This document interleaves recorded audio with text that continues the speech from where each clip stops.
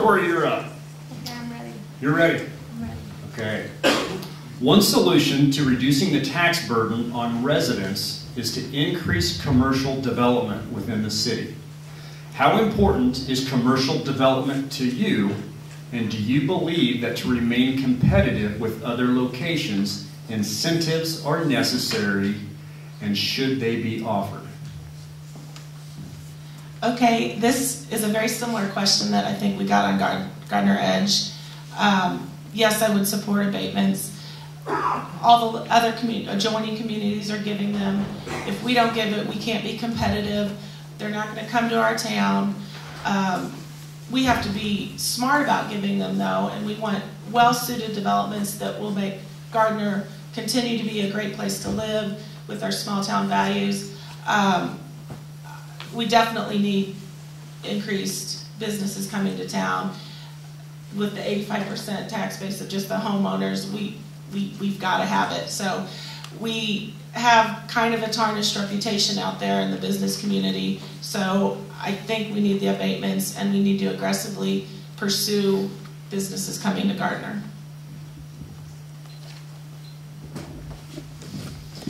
Well, I agree that commercial growth is absolutely vital to our economy. When we have 85% being, think of it like your 401k program. If you have all of your investments in one location, sometimes you can look pretty good, but then when things go south with that section of the market, you've got a problem. Well, we have exactly that going on right here. We have 85% of our revenue coming from residential. That's pretty good during a boom, but when things go south, your entire portfolio tanks, and that's just not a good thing. So commercial development is absolutely vital. As far as abatements are concerned, that's a tricky question. I would say that I'm not opposed to abatements, but they definitely have to be looked at on a case-by-case basis. See, the problem is that, first off, obviously, everyone offers abatements. Everyone wants to bring business into their town, and businesses know that. So what happens all too often is that, say they get a 10-year abatement, 7-year abatement, whatever the case may be. 10 years down the road, they close shop and move to another town that's offering an abatement. And that's fantastic for them. It causes a bit of a problem for us, however. We've got quite an investment in the infrastructure necessary to support their businesses in their commercial areas, and we're left holding the bag for that. So I would look at it on a case-by-case basis and really see how much of an investment, how much of a difficulty it would be for that company to then up and leave before I get too excited about offering an abatement. Again, this is another good question for our city as we struggle with this. As a general philosophy, I'm against abatements, and obviously the question was more incentives. And abatements are part of those incentives. In general, I'm against those. However, a little bit like Bill says, we have to play the game in some respect. As we diversify our city, diversify our tax base, as we get away from that 85%, there are going to be opportunities for us to take on abatements. Now, we have to be careful that we as a community only maintain a certain percentage of our growth in abatements. And so we have to manage this like a company manages it in business. We have to have percentages laid out in a plan that we stick to as far as this certain percentage of our growth is going to come from abated developments. Some's going to come from small business, high tech, wherever it may come from. As a community, we need to be energetically engaged in trying to find a whole swath of different development to come into our city. We also need to be creative. Abatements aren't the only incentive that we can give. We have a great asset within our community with our electric board, our electric utility. We need to look at that as an incentive. Perhaps we can abate electric instead of abating the entire property for whatever development is. So we just need to get creative, but we need to be aggressive in our growth. Part of what I want to do is really try to get us on the right track in attracting the right business to Gardner. I think it's very important. Again, It needs to be diversified, and we need to go after small businesses and businesses that pay taxes.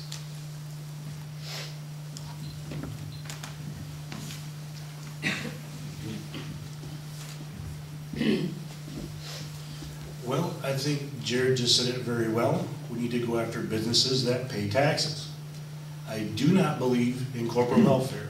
I am not for these abatements. We don't get a chance to negotiate our taxes. To see Walmart come in with a TIF and not have any money coming in for, I think it was 2015 or 2017 when this starts to pay off, they're here for free. So what is it doing to our tax base if they're here for free? So no, I'm against these abatements. I won't sit here and tell you it's a complete, absolute hard line. There will be no incentives whatsoever. Everything is negotiable. But I am against giving away tax breaks to these corporations or big business that isn't going to pay their fair share, and it's not going to help us out either. 10 years from now, when Walmart has to start paying, if they don't renegotiate for even more, before they start paying this, they could do exactly what Bill said. They could get up and leave and go down the road. I grew up just north of Flint, Michigan, and I've seen exactly what this does to a community, to a state. General Motors ruined the state of Michigan because of all the free tax breaks that they got. They made a whole bunch of money, but all the taxes from everybody else never went down. They still had to pay. This beautiful Legends that's out in Wyandotte County, if you look at Wyandotte County, their taxes went up this year. The Legends is not paying off for them right now because of all the abatements. Jeff is my hero. I just want to say that. You know, when you watch somebody like Susie Orman or Dave Ramsey talk about people in financial distress, much like the city is today, they never say, hey, what you need to do is first go out and get a second job. And really, that's what we're telling the people in Gardner, is that we need to bring in more revenue-producing companies that may or may not pay taxes, when the real answer is we still need to cut debt. And that's what Susie Orman and Dave Ramsey would say is cut your debt, cut your expenditures. So, you know, growth is expensive, and as an example of that, consider that the population in Gardner from 2000 to 2010 doubled, but the debt went from 27 million to 91 million, or over tripled. So again, population doubles and debt triples. So growth is expensive. And as Jeff said, you know, debt is a transfer of wealth, really, from taxpayers, residential taxpayers, to large out-of-town developers, mostly. As an example of what happens when you do give them a good deal, the property right next to the post office, I looked up today, it's got an LS Commercial sign in it. They, last year, or this year actually, will pay $8.75 in taxes to this, that's to all taxing entities throughout Johnson County. Gardner actually gets $1.77 of that, and that's because that 65,000 square foot piece of property has been designated agricultural, for agricultural use. Now, I live, you know, I can see that property from my window, and I've never seen crops or cattle on it. So, you know, that's something the city can go to do right now, is to go get that money from that developer and make sure that that property is not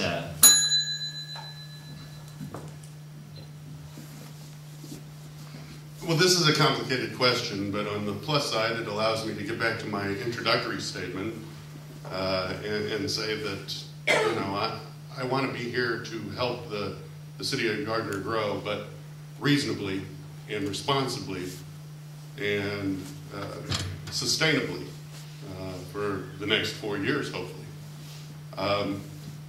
Do we have a tarnished reputation in the development community? Yeah, we probably do, but it's important, I think, to not sit on our hands, and I think that we need to get out and target particular industries aggressively. Not just people that are, not just low-hanging fruit, not just necessarily warehouses, which are big empty boxes, and property tax values on the property tax that they do pay are much smaller than if you are trying to attract manufacturing facilities, office developments, or maybe some kind of cutting-edge technology or bioscience, which we sit in the middle of the Midwest in the bioscience corridor. Animal health and crop science is big business in the Midwest. And I think those are the kind of industries that we should be targeting. We've got a problem with sustainable growth because I think some of the projects, especially the benefit districts that have been approved in the past, were not well vetted. And I think that it's important to do a cost benefit and make sure that by the time these projects come to fruition, that the benefit to the citizens is better than the benefit to the stakeholders of the project.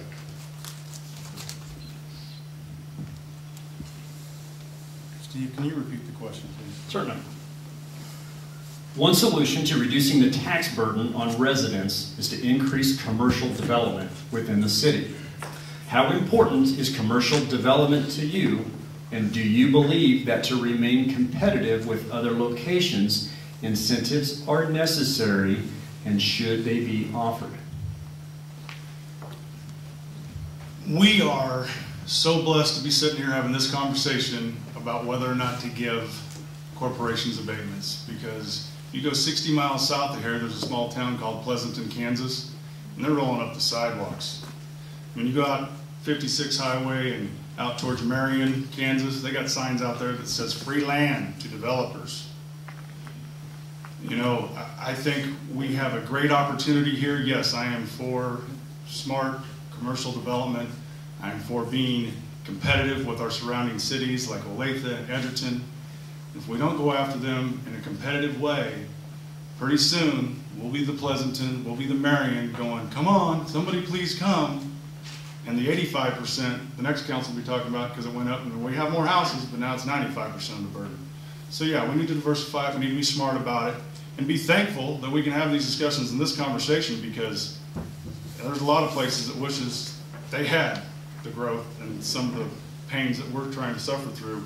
It's not that bad. I mean, and everybody here has got a job. You go somewhere, you know, you have to travel, and these companies are coming in, if they're bringing jobs, they're locating people in, they're buying houses, they're buying groceries here. You know, an abatement is you're not writing them a check. Instead of getting 100% of something, we're getting 50% of something. And I've always said 50% of something is better than zero.